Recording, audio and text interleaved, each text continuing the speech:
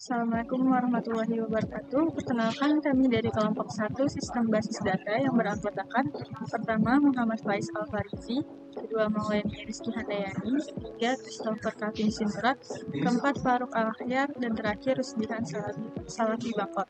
Dalam tugas akhir ini, kami akan membuat sistem manajemen database berbasis website. Tema yang kami ambil adalah tema industri, khususnya industri makanan, yaitu restoran. Dalam pengembangan website kami menggunakan database MySQL dan Node.js serta React.js sebagai pengembangan algoritma serta desain dari website kami. Untuk penjelasan website lebih lanjut akan dijelaskan oleh Rizky. Baik Leni, terima kasih atas waktunya. Selanjutnya kita akan mulai dari bagian pertama. Di sini ada bagian dashboard, yang dimana konsep desain yang kita gunakan adalah konsep desain chat antara customer dan juga ownernya, dengan tujuan untuk mempromosikan restoran Fish dan juga memberitahukan siapa pemilik restoran Fish ini. Untuk penjelasannya sendiri, restoran Fish ini adalah restoran yang spesialis dalam hidangan ikan lezat dengan sentuhan istimewa, dengan menggabungkan cita rasa tradisional dengan nuansa modern untuk memberikan pengalaman makan yang tak terlupakan. Nah, untuk ingin tahu siapa pemilik restoran Fish ini, bisa langsung pencet ada database di bawah. Akan langsung muncul daftar pusat dengan nama Habibi yang beralamatkan Jalan Kenanga nomor 14 Kota Bekasi dengan kode pos 17425. Selanjutnya bagian menu akan dijelaskan oleh Faruk. Baik, Bihan, terima kasih. Saya akan lanjutkan untuk menjelaskan bagian menu. Di sini terdapat 4 bagian lagi. Pertama, saya akan menjelaskan bagian bahan baku. Di sini terdapat daftar bahan baku, dan di sini kami juga bisa menghapus untuk bahan baku dan menambahkan bahan baku yang baru. Di sini saya akan mencoba untuk menambahkan bahan baku. Nah, di sini terdapat instruksi untuk menambahkan bahan baku. Pertama, kami akan membuat bahan baku baru. Untuk bahan baku barunya itu Scopior, kita insert. Nah, di sini sudah terdapat Scopior. Nah, setelah itu, jadi nanti saat menambahkan bahan baku baru di sini akan tertambah juga secara otomatis di bagian mitranya. Kita cek. Nah, di sini terdapat Scopior. Kita kembali lagi ke bagian ini. Oke. Ini saya akan mencoba untuk mendelete. Sudah terdelete. Oke. Kita kembali ke menu. Menu di sini hanya terdapat daftar menunya saja, tidak bisa dihafalkan. Kita ada menu favorit. Nah, untuk menu favorit di sini kami mengambil dari 5 penjualan terbanyak. Di sini ada ikan nila, teh, jeruk, nasi putih, dan ikan gurame. Oke, dan terakhir di sini stok menipis. Nah, untuk stok menipis ini jadi setiap bahan baku yang stoknya kurang dari 20 akan ditampilkan di dalam stok menipis ini. Nah, itu saja dari bagian menu. Selanjutnya untuk bagian mitra akan saya jelaskan kepada Faiz. Oke, terima kasih Faruk atas penjelasannya. Sekarang kita lanjut ke penjelasan tentang mitra. Jadi di sini ada 2 mitra. Yang pertama Rusdihan Al-Farizi dan yang kedua Rangga Muhammad. Di sini mungkin saya akan memakai contoh mitra satu aja ya. Apa aja sih yang ada di dalam mitra ini? Jadi yang pertama itu ada bahan baku mitra 1. Di sini itu fungsinya untuk mengupdate dan menambah atau mengurangi stok dari tiap bahan baku. Mungkin kita akan mengambil contoh gula pasir akan kita update.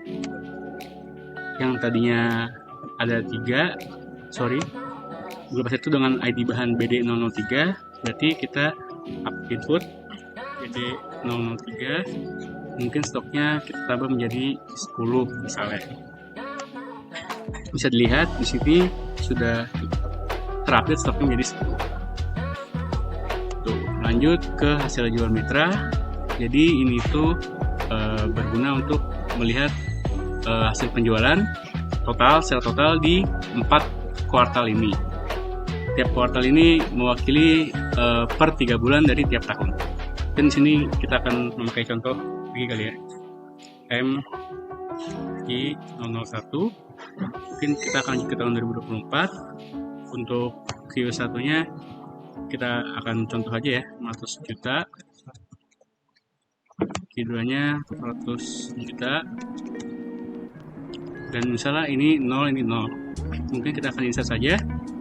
Sini akan masuk untuk kuartal 1-nya 500 juta, kuartal juta 400 juta. Dan ini juga kita bisa adaptasi untuk mendelete. Jadi delete ini akan nge-trigger tahun dan ID mitranya. Jadi misalnya kita